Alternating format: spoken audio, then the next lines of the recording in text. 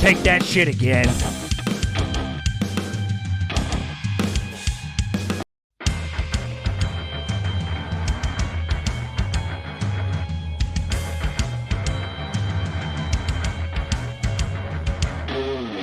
Oh, yeah.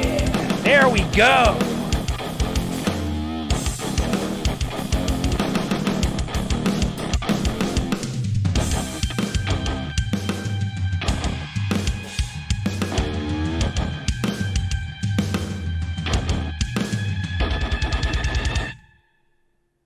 Oh, yeah. Oh, hey, hang on. Don't do it again. Jesus. Everything's got a mind of its own today. Jesus Christ. Folks. Holy shit. Excuse the technical difficulty. You know? The computer had a little bit of rustiness. Because, you know, we didn't get a chance to do the show last week. Hang on. We're doing this today. We're doing this. This looks nice. Don't I look like an art teacher or something? All right, class, today we're going to learn how to draw. Freaking kidding. We're not going to learn how to draw shit today, folks. Very sorry about missing last week, folks, but it was outside of my control. You see, I wanted to do the show, but I have split responsibility these days, if you understand what I'm saying. Because not only am I Brett DeMott the Man, I am also Coyote Man. We'll call me a fledgling superhero around here. And folks, last week I decided to try to get in the mix. Did I have a good plan? No. But I figured the only way to get in the mix and to learn is you got to learn while you're on the fly. You got to learn on a job.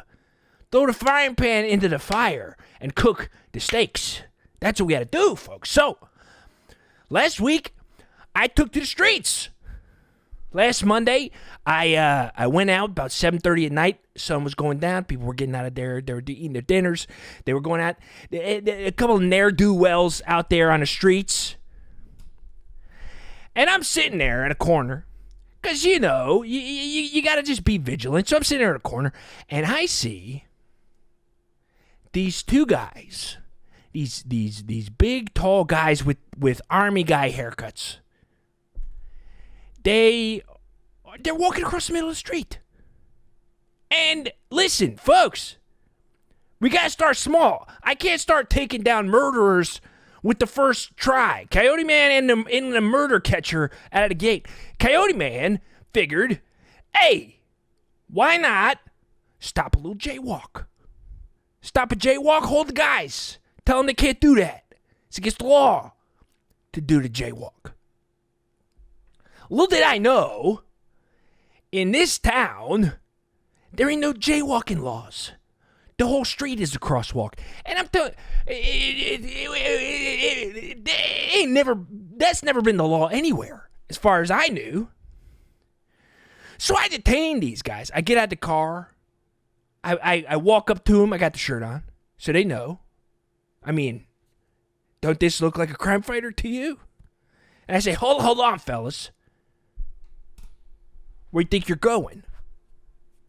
And they say, we're going to go get into our car. We're going to go home. And I say, not so fast.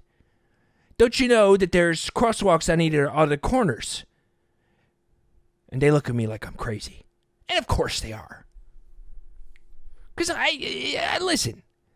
This is the first time this town's ever had somebody, a vigilante crime fighter of any kind. And so I say, hang on a second. You guys ain't going nowhere, because I'm gonna punish you for this. And they say, what do you mean you're gonna punish us for this? And I'll be honest with you, folks. I hadn't thought through exactly how I would handle stopping a crime.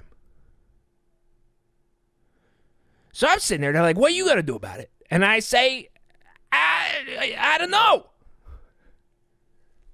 But you gotta hang on here and let me figure it out. And so they don't pay me no mind. They just push past me, and it's 2-on-1, so I know I gotta act fast. So I jump on one of the guy's backs, and I start howling in his ear, because I don't know, folks. I didn't have a plan. His buddy starts screaming, "What are you, fucking crazy?" And I go, "Yeah, I am."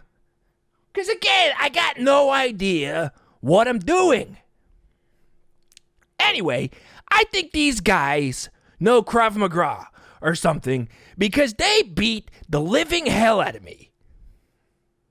And I'm trying my best. And they leave me on the ground. I'm laying. And so I start chasing after them because I didn't know what to do. So imagine a guy like me, Brett DeMott, run after two guys screaming, "Get back here! Get back here!" And they're freaking out. At this point, some pigs see what's going on. And they come running up. They got their hands on their guns. They're making us all stop. And I'm saying, "Yeah, Dad, this is where were you guys 2 minutes ago?" And these guys was over here crossing the street. And these guys hit me. Of course, it took a little while. A little back and forth. A lot of me saying, "Fuck off. Fuck you guys. Do your jobs. Arrest these assholes." And they weren't having none of it. Anyway, I start screaming about jaywalking. And they start asking if I'm crazy. And I say, I get that it seems like that. They throw me in handcuffs. And these two jaywalkers get in their car. And they go off down the street. And they take me to jail. And listen, folks, I ain't no stranger to the drunk tank, even though I ain't drinking. And they call it the drunk tank because they just throw you in the thing with all the other guys who got public intoxication tickets. I've been in there before. I ain't scared of jail. But they throw me in there, and you guys know I ain't got money to bail myself out. So I spent the night in jail. Honestly, I know a lot of people don't say this. It wasn't a bad night's sleep, folks. It wasn't a bad night's sleep. I need the hum of people. I need the hum of people making noises. I need to feel like stuff's going on around me, and it lulls me right to sleep. But anyway, I woke up in the morning, and they knock on they clang around on the jail bars, and they say, "DeMott, somebody posted your bail." And this is me thinking. I'm sitting here thinking, hey, maybe BB's back, but no, that ain't the case, folks. Who is there to save me? None other than an old friend of mine that I ain't talked to in a really long time. And folks, I just so happened to book that friend as my guest on the show today. And I'm very excited for you all to meet Charlotte in just a little bit. Charlotte is a good friend. Charlotte knew me back in the day. She used to come into the hardware store. Charlotte comes from money, folks. I ain't going to lie. She's got a little bit of money, but she also likes to get her hands dirty. She used to come into the hardware store looking for tools to do her own home DIY projects. So this ain't one of your tea-drinking, highfalutin rich people. This is a rich person who knows how to build a house or something, folks. So don't write her off, okay? Don't write her off as just some 1%er, all right? Because, yes, is she 1%? She lives in the 1%, folks. But she's way more than that, and I'm very excited for you all to meet her in just a little bit. So stick around for just a little bit for Charlotte Wildenstein, The third. She's the only lady I ever met that had a third on her name. I thought they only did that for dudes. But that's me living in this patriarchal society. That's right. I'm learning about the patriarchy, folks. Patriarchal. It's a fun word to say. But real quick before we bring Charlotte on, folks, I think since we didn't dip into the mailbag last week, we missed last week, we will dip into the mailbag. Maybe we'll double dip into the mailbag today. What do we think about that? How about that? How about that, folks? All right, here we go. First question from the mailbag. What is your hair care routine? This comes from Engstrom. What is my hair care routine? Have I answered this question before? I feel like I maybe answered this question already. But who cares? It's changed. My hair care routine has changed in recent weeks. So if I have answered this before, the answer will be different this time. Because it's changed. Honestly, keeping your hair this luxurious and thick and full is almost a full-time job. Because, I wash it every 3-4 days. Do a deep wash every 3-4 days. I put a little bit of, coconut oil in there. And then I lay in the sun. And I fan the hair out on the top of my head, face down. And I fan the hair out. And I lay in the sun. And I let the coconut oil get really, really hot. We're talking pavement here, folks. We're talking about hard concrete asphalt is what I mean to say. Dark-colored pavement. And so, on a hot summer's day, sometimes the hair gets a little crispy. And then I take a very fine tooth comb and I comb out the crispies. And what is left is these beautiful, luxurious little hairs. That's right. The secret to hair that is full and thick is having it be little. You need your hairs to be as little as possible. So I just make them as little as possible by frying the outside and then combing out the crispies. It's easy. So if you want hair like this, throw some oil in there, lay in the sun until the hair gets crispy, and then comb out the crispies, folks. It's simple. Anybody can do it. Anybody out there can do it. All right, one more question here before we bring on my friend Charlotte. Hey there, Brett. Long time hog time. That's a new one. I was wondering if you've seen any of the YouTube videos of folks fixing junk. I figure with your background in tools and handiwork, you'd do quite well in that niche. Maybe well enough to buy back your hardware store. You've got a built-in fan base, so you're already off to a good start. Something to think about, at least. Some guy on the internet, Brandon. Brandon, let me tell you, this is a great idea. And I'll tell you this, I have absolutely 100% all day long for a while thought I should get into the YouTube space. I should start making YouTube videos, vlogs. I have a very interesting life. People like me. We've proven that with the show. I felt, hey, it'd be a good idea for me to start doing little videos, 2-3 minute tutorials, little reviews of power tools, how to do home DIY projects. Shoot them on myself, make them real easy, make them real simple. The bottom line, though, Brandon, is I am lazy. The simplest answer. I am lazy, and that requires work.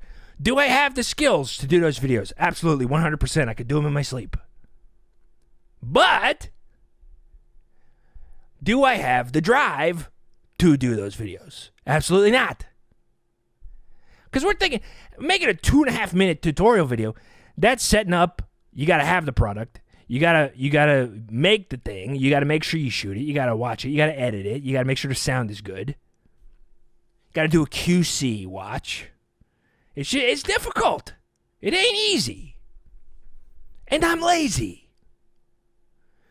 I'll tell you this, folks. The reason that I have not done 1,000% of the things that would do me good. The reason that this show isn't bigger than it is, the reason that I don't have more of an internet following is 100% down to the amount of work I'm willing to put into anything. Simple. Folks, I'm my own worst enemy, is what I'm trying to say. You know it, I know it, and now I'm just being honest about it. It's just the reality of it. I wish I could do more. I want to do more. I want to do more, folks. I would love nothing more than to make great internet content for TikToks, for YouTube, Instagram, all these things. I can't find the energy. Simple as that. I feel like people can relate, though. We're our own worst enemies, folks. It's just the reality of it. At a certain point, our sort of talent is kneecapped by our drive. You see? You get to a point where you're comfortable, and then you just stop trying. You stop doing anything that's hard. If it's easy, great. If it's hard, no way.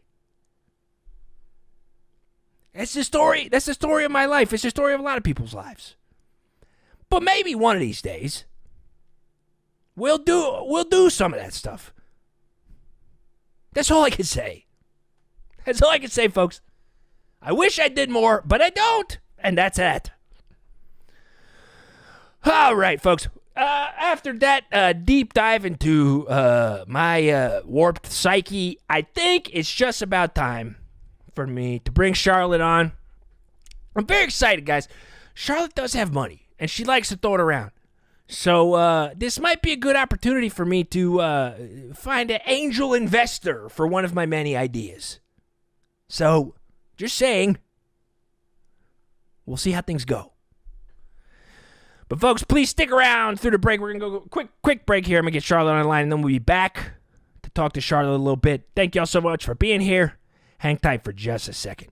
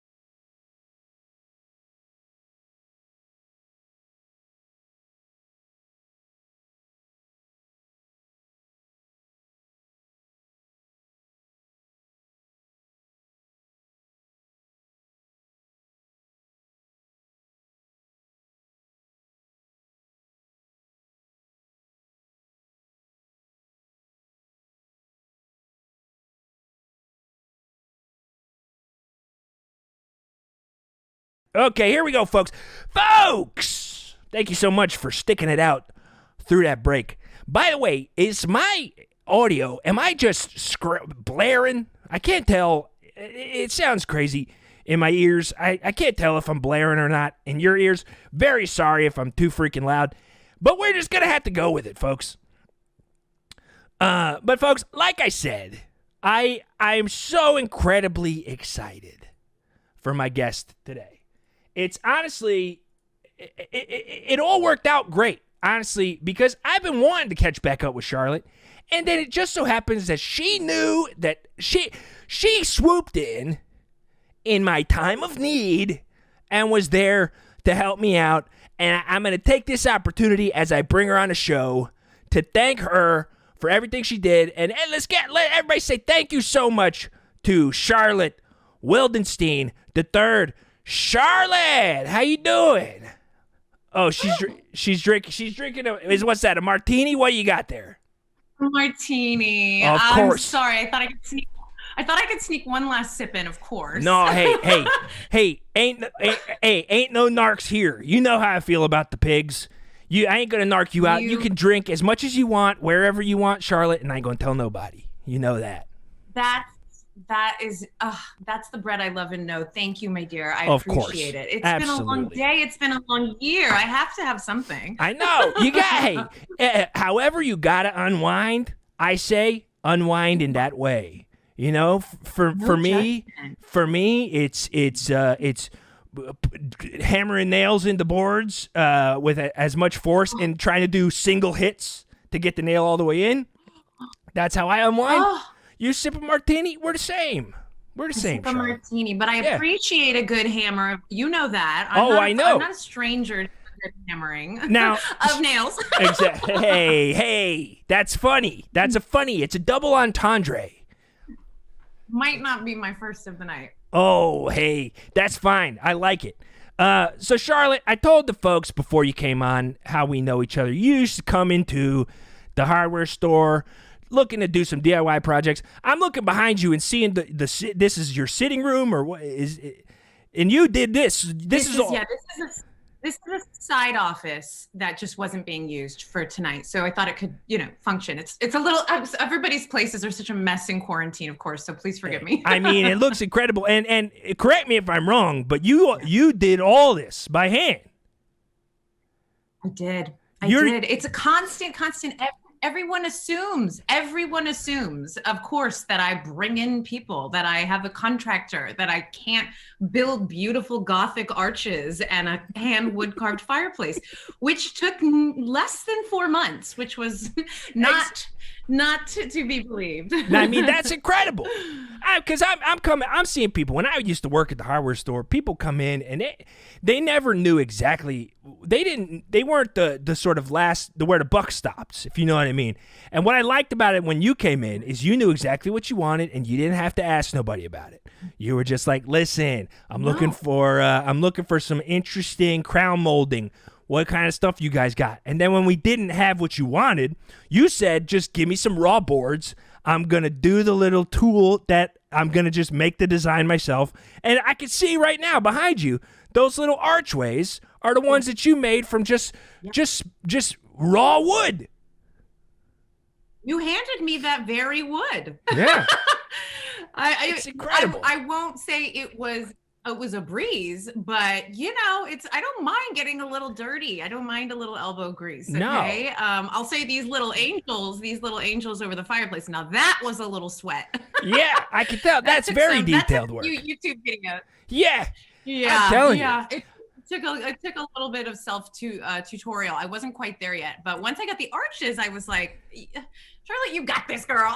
Yeah, I mean it's incredible. That's incredible. It's just like it's so nice.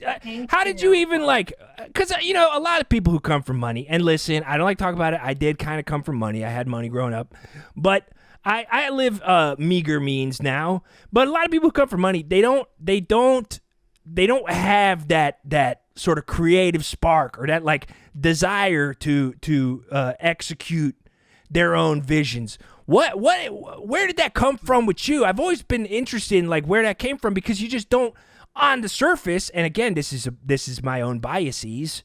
On the surface, you don't seem like the kind of person who could do this stuff. I know it doesn't. I get it all the time. Every time I'm ever having any kind of jubilee or cocktail party, everybody's like, "Please tell me who your woodworker is," and I'm like, "Hi." She's not looking for work right now, but I'll pass along the compliment. I love the small talk at your parties. Is who's your woodworker? That's well, honestly, it's people, you'd be shocked at the banal conversation that my friends and I have. But, I think for me, a lot of it stemmed from, I don't like making, shrouding that I came from money. I am the third of my family, first woman, third, as you noted. We are the famed Wildenstein tin fortune, and so anything you can think of. You're talking takeout containers, the Christmas hooks that your ornaments hang on. Paper clips. You guys do paper clips. You guys for college, baby. You guys also do the big Christmas tub of popcorn, right? You guys invented the 3 divider popcorn tin, right? Yes. My mom came up with that during a manic episode. So, no kidding. Yeah. Wow. Yeah. But yeah, so there was a lot of inventiveness in my family, but just busy parents. You can imagine, I mean, just open the floodgate to tin. They were busy. So, I'm an only child and I had to find ways to occupy myself. And I mean, there had to be just mountains and mountains of tin laying around the house. Balls of it. Balls of it. Well, now this is interesting. I did not know that tin comes in balls. I always just assumed it's sheets. I'm wrong. It can be the lower grade that can be balled up. I guess we're kind of leaning more into our secondary empire, which would be foil. Right. And that's less glamorous, so I don't lead with it. But that comes from the foil side of my family. Wow. So yeah. That's an interesting distinction to make, where your family has the sort of high-end business of sheets of tin, and then they got the tinfoil balls that is sort of scraps that they then sort of threw to you, and you sort of went to town on those. Yes, absolutely. So we had a tin yard in the back. I can relate to having a bunch of junk in the backyard. I could just say that. Not that yours was junk. Mine. No, I mean, it's strange to be on the grounds of the estate and you're walking through the sculpture gardens, you get lost in the ivy maze, and then suddenly, hi, why is there a field of tin balls? Welcome to my childhood. It was a lot. I was gonna say, I feel like every kid growing up has that friend who was like sort of wealthy, who they went to sleepovers at their houses and they had all the cool stuff. They had the trampoline, they had the video games, they had the 4-wheeler or the dirt bike.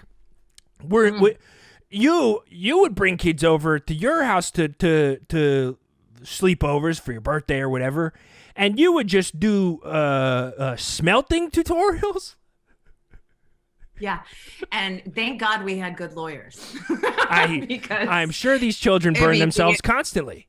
The amount of injuries were catastrophic. Yeah. And yes, it was not wise, but I'll tell you, a lot of kids, including myself, gained a lot of early life skills and hands-on. Rich kids never get their hands in things. And so that was at least the byproduct of my parents being gone so often, brokering tin and foil deals left and right, is that I was really left to my own devices. I could have friends over, we could smelt, we could try to build the world's biggest foil ball, we could hide somebody in the center of the foil ball. Now, see, this seems dangerous. That was that. It was. And actually, as I'm saying it, I forgot that I'm legally not allowed to comment on that. So if we could just keep moving conversation, yeah, that would be great. We'll cut that out of the on-demand cut. So, folks, forget you heard that. Nobody died in a tinfoil ball in Charlotte's backyard as a child. So just forget that you heard that. There are no deaths on the Wildenstein grounds. No, exactly. But it's insane that you've sort of taken that sort of drive and sort of instinct throughout your whole life, and not just for yourself, but as you said, you would teach other kids how to do stuff. And you've always been the kind of person who's ready to jump in and help people at the drop of a hat. You've done it for me hundreds of times. But you have, folks. I don't know if I ever talked about this on the show, but you're actually the person who funded my pop-up hardware store that I did for a couple weeks. I tried to sell it like I didn't that I did it all myself. But folks, when I was doing that pop-up hardware store after I had to sell my hardware store, I went to Charlotte and I said, Charlotte, I need some seed money. And Charlotte, you gave me seed money. I say no more. Say no more, Brett. I have got you covered. There is no shame. It is my great joy to get to support and be a philanthropist. Mm-hmm. To get to support, I mean, Brett, what you're talking about is the kind of work classic throughout history of an artist and a patron. Exactly. And to get to be a benefactor of a hardware store, a pop-up hardware store, no less. I mean, show me that in history. Show me that in history. And it couldn't be more perfect for your backstory, Charlotte. It is the perfect extension of Charlotte Wildenstein, heiress to a tin and tinfoil fortune, is the patron of a man trying to open a ill-conceived pop-up hardware store that he did not have enough materials to actually make it work. And you swooped in and you made it. You made it happen for me. Well, but you never know. This is part of being an artist. This is a part of living on the fringe. You know, did Michelangelo know for sure he had all the paint for the Sistine Chapel? Did David were we sure it was all the marble that every butt cheek could be properly carved? I've actually heard anecdotes about Michelangelo painting the Sistine Chapel and actually being very worried that he didn't have enough paint. It was a major concern for him. And also, who was it who did the Statue of David? You just said it and I forgot, because I've also heard a rumor about him. Oh, it's gotta be Da Vinci, right? Or whoever. No. I've heard a rumor about this guy too, that he was actually scared he wouldn't gonna be able to make the butt big enough on the marble, because he didn't think he'd have enough marble. Nope, and that's exactly why the penis is so small. Exactly. He's like, I gotta save some marble somewhere, so I'm gonna give him a tiny little penis. I'm definitely gonna go. I'll make him nice and thick in the rear. Yeah, big and butt. Nobody throughout all of history will comment on his penis size. And that's my point, is that what is the great gift of getting to be in the 1%, of having mountains and mountains of money, if I can't support actual art, fringe, experimental, counterculture ideas? That's my lifeblood. Yeah. You gave me a gift, Brett. Charlotte, that means a lot to me for anyone to admit that I matter to them. You don't even understand how good it makes me feel these days to know that somebody thinks I'm all right. Because it seems like most people think more than all. Oh, Charlotte, that warms my heart. It really does.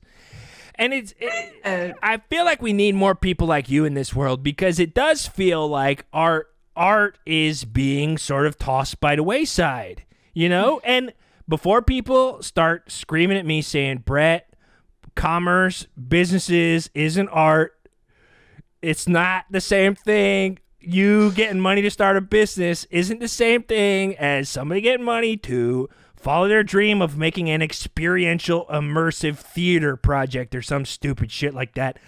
I say it's the same, and I'm not going to defend it.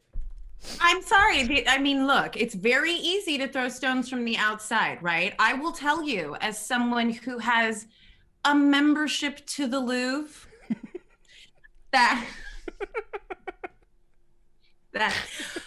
your art is your art, okay? Yeah. And honestly, we decide how we're affected. And when I walked into your pop-up, I said, what is he saying, though?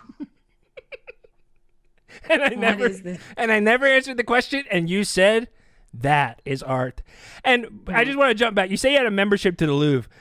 Correct me if I'm wrong, but I believe you told me this story before, that when you went to the Louvre, you went to the snack bar, and you tried to give the person working the snack bar $33,000 because you said you love their work? I did love that work, by the way.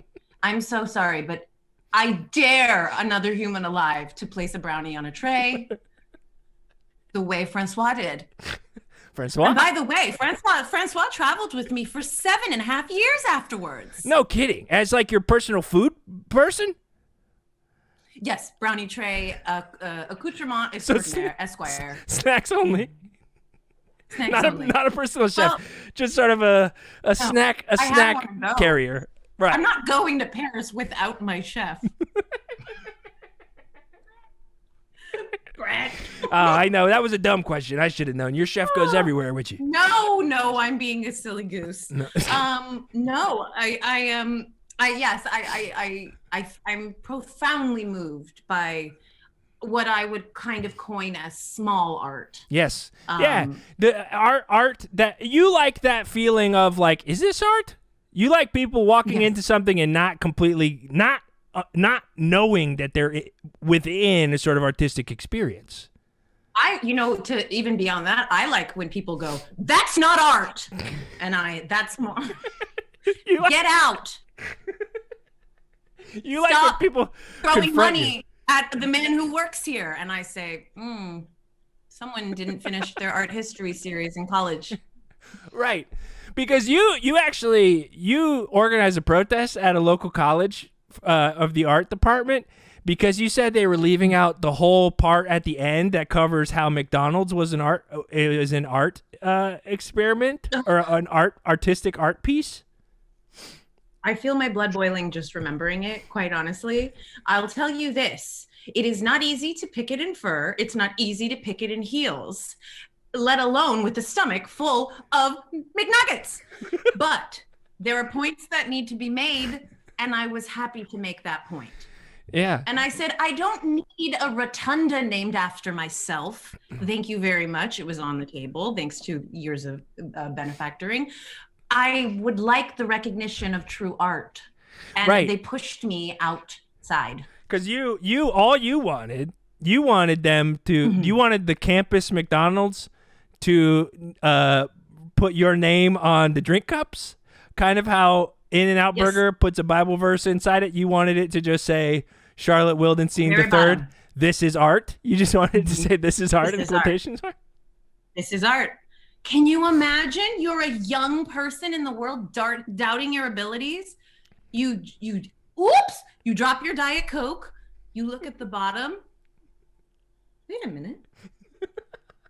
Your whole world just flipped upside down right there. Sure, you're covered in Diet Coke and ice cubes. Yeah. But do you care? No, because your world just changed. Because you just realized anything you ever could want can be art. Even anything. A McDonald's cup. Make a mess in the bathroom. Drop your takeout box. Hang on. Let's go back. It's art. We'll go back one. No, there's no need. Make a mess in the bathroom. Hang on a second, Charlotte. Yes. I thought this was a joke when I heard about it, but you went to the local airport.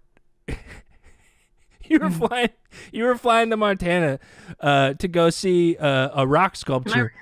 Yeah, and you were in the airport bathroom, and someone made such a big mess, and you put velvet rope around it, and you started charging admission.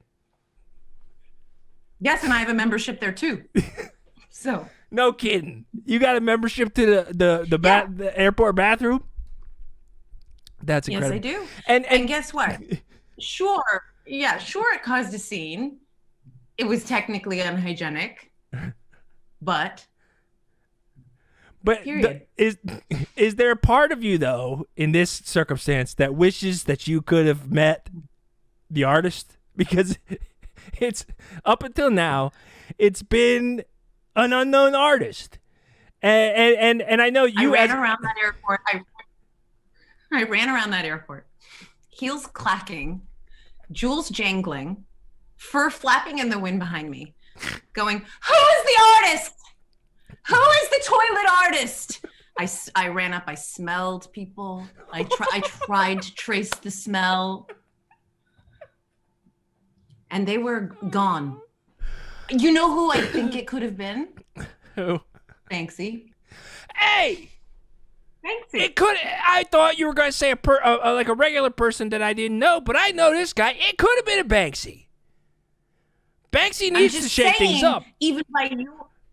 And even by your own willingness to believe it could be Banksy, it's art. Right. Because you agree then that it's art. Well, because now that you mentioned Banksy, I'm looking at the piece a little differently. Because, of course, when I found out that you'd put up velvet ropes and turned this into an art exhibit, I wanted to go see it. So I went and looked at it. And it's wonderful. I went to check it out. And I'll say this, knowing that Banksy's thing is kind of stenciling, I'll just say there might have been some pretty serious stencil work going on in this bathroom masterpiece. Listen, we don't have to keep talking about this bathroom masterpiece because you've been involved in so many all day. But this is just a small part of the things that you've done. You're the kind of person who has just been helping people forever.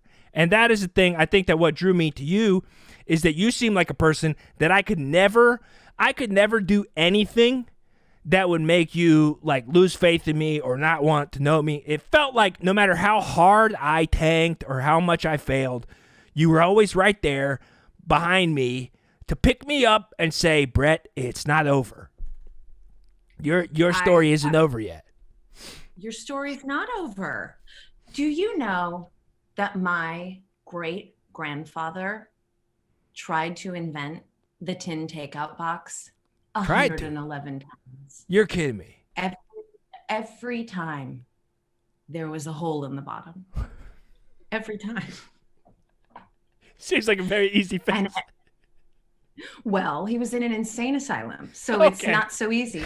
Now this is an interesting detail of the story. He's in an insane asylum trying to invent stuff, and he keeps making. In the sanatorium, and he knew that there would be a great demand for people to take their stinky food home, and after restaurants or when they're in their houses, not knowing a pandemic's coming, of course. Right. And he was a genius ahead of his time, Bertrand.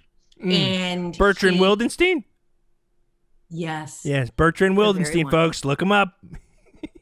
Very interesting story. He's a man. Yes, he's a very interesting man. Bless his heart.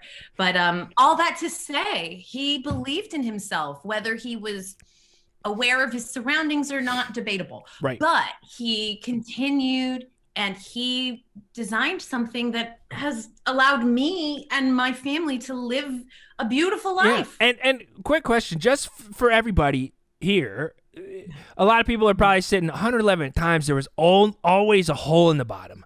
On that 111th time, how did he get rid of the hole? Because it seems like if you try it that many times and there's always a hole in the bottom, what did he eventually find was the solution? Did he realize that he had just left the bottom off? Well, you stumbled on a bit of a romance, Brett. He met my great-grandmother. No kidding. And she said, they also in the insane asylum. Right. And she said, sir, you have no pants on, and there is a hole in the bottom of the container. And she cracked the code. So she should get credit as the inventor. Wait a second. Of course, it being the time, everything. Yes. So she noticed the two unusual things that were happening. He had no pants on, and B, there was a hole in the bottom of the tin takeout can.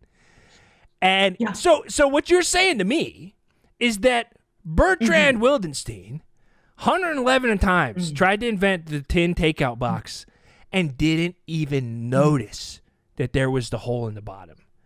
And as soon as somebody came in and said, hey, Bertrand, one, you don't have any pants on. Two, there's a hole in the bottom of the thing. All his problems were solved. You got her voice exactly. Thank you. You've done it. You've done the impression for me, so I know. But what you're saying is all it took was for a caring, kind-hearted, insane patient at an insane asylum coming up to your grandfather and acknowledging reality for him. All it took was somebody coming up. a helping hand, you could say, a guardian angel, a person to come in when he is in his most destitute and pantsless state and help him fix his problems. All he needed was another person. He needed a person with an outsider's perspective, a big picture perspective, is what you're saying to me. Absolutely.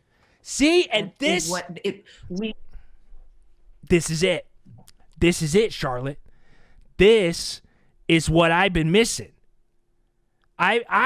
Charlotte, listen. I know you've given me money in the past, but it's always been a sort of anonymous kind of benefactor situation where you didn't want your name to be involved. But hear me out.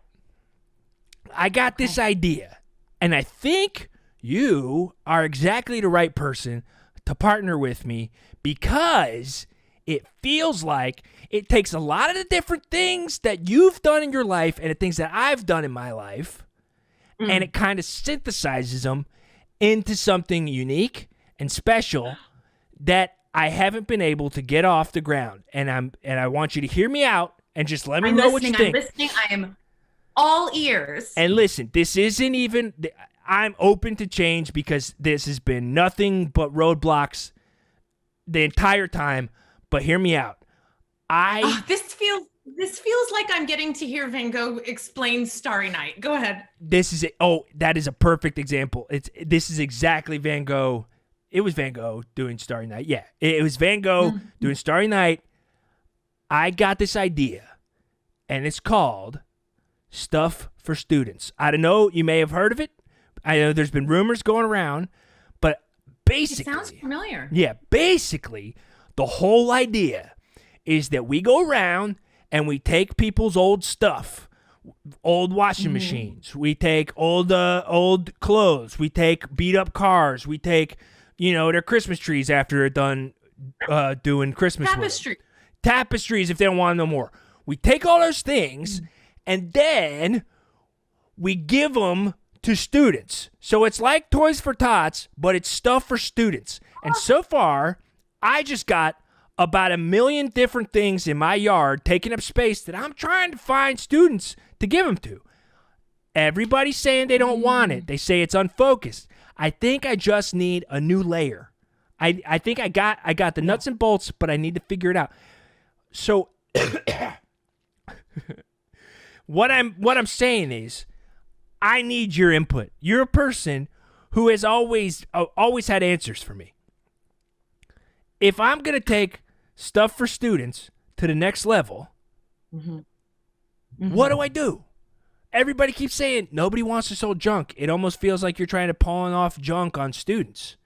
And I'm like, you know what I mean? But it seems so good. It's so hooky. Yeah, no.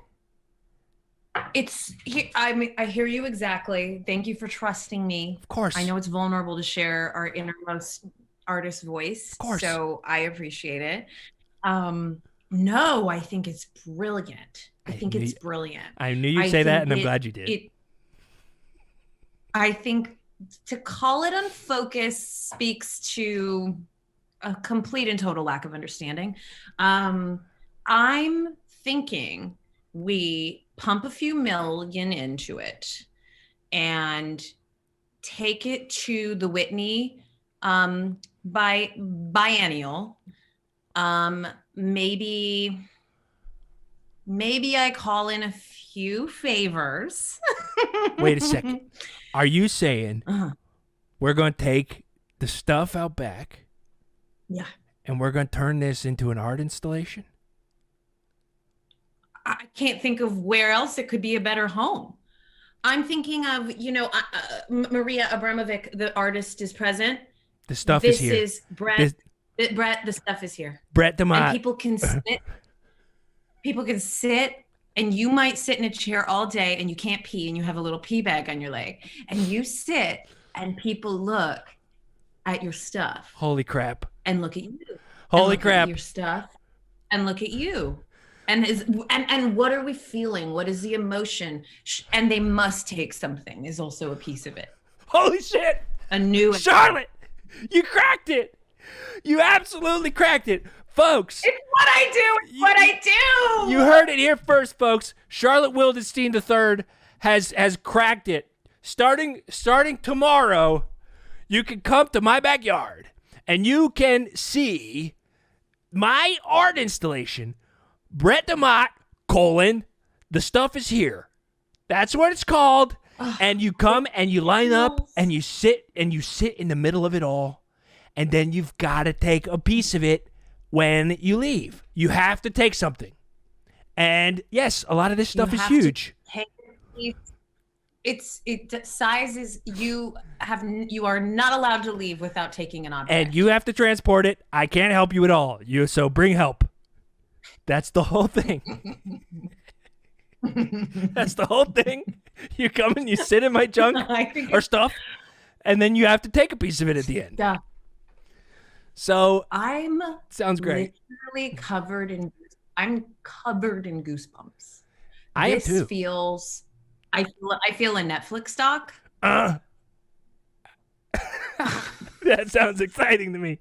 I was just on an episode of Hoarders a couple weeks ago, and it pissed me off. Now I get to tell my story my way.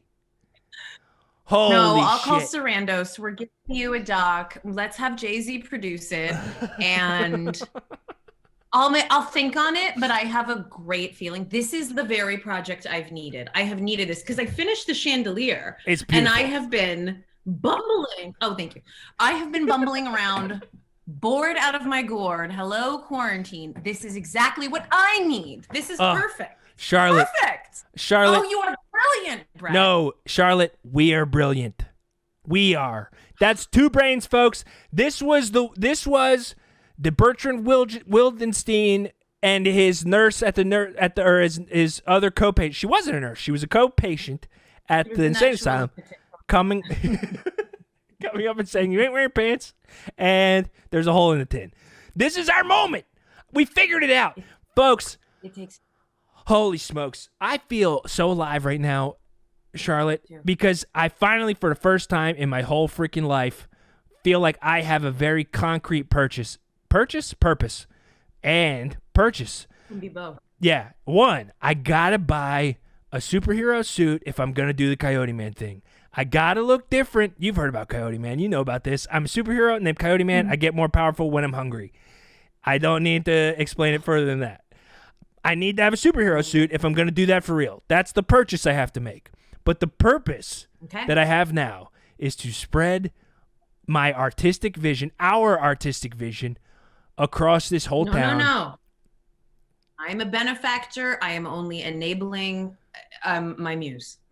Wow. Well then, Charlotte, I owe you everything because starting tomorrow, Brett DeMott is an artist, and you can come see Brett DeMott. The stuff is here, live, in my backyard, from all day. From all day, you can do it.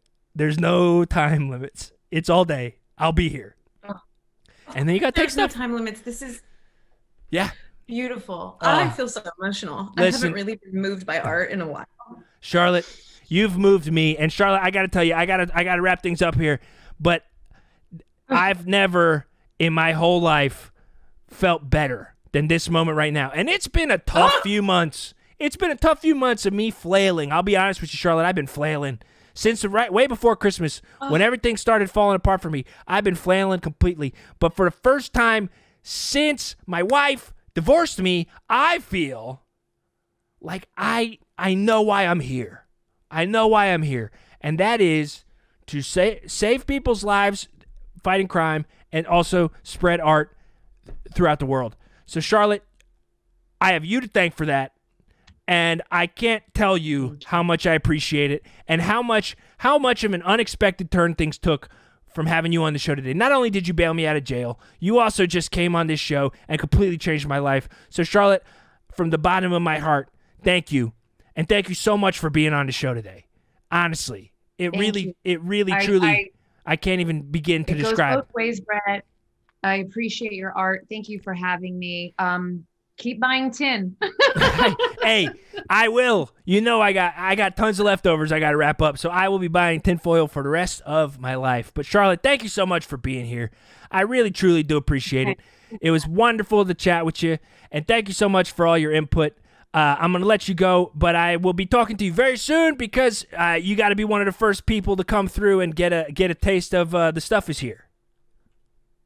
I can't wait. I can't wait to be moved and get some stuff. Oh, thank you, Brett. Thank you so much, Charlotte. Have such a good night, all right? I'll talk to you soon.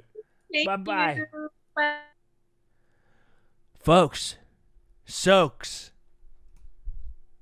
today is a new day. If you've ever watched wrestling before, it's a new day. Yes, it is. Because I feel like this is the turn. This is the moment in the story, in the movie. We may have talked about this before on the show, how a story has up and downs. Yesterday was my biggest down, and today is my biggest up. Folks, thank you so much for being here to witness what you witnessed today. I can't even believe it.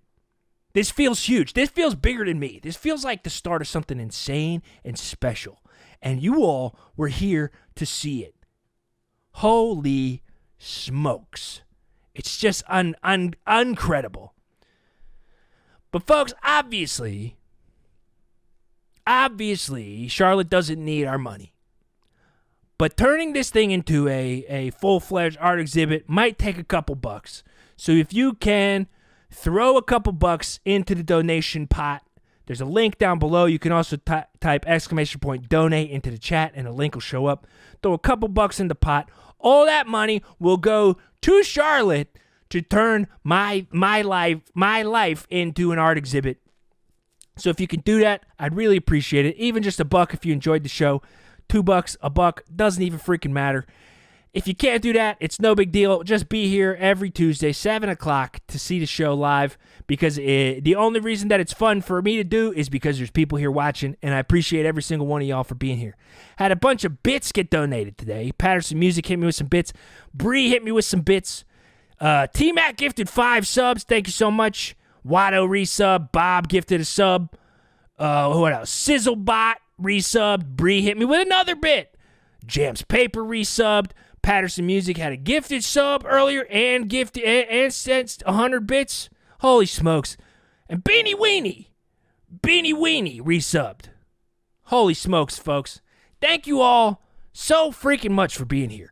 This feels like maybe the best episode of How You Been in the history of the show. It at least has the most long-term ramifications.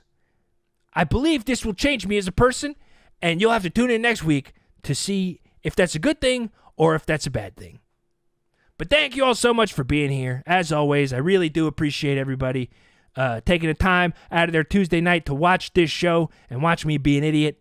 I do really appreciate it. And folks, until next time, Brett, out.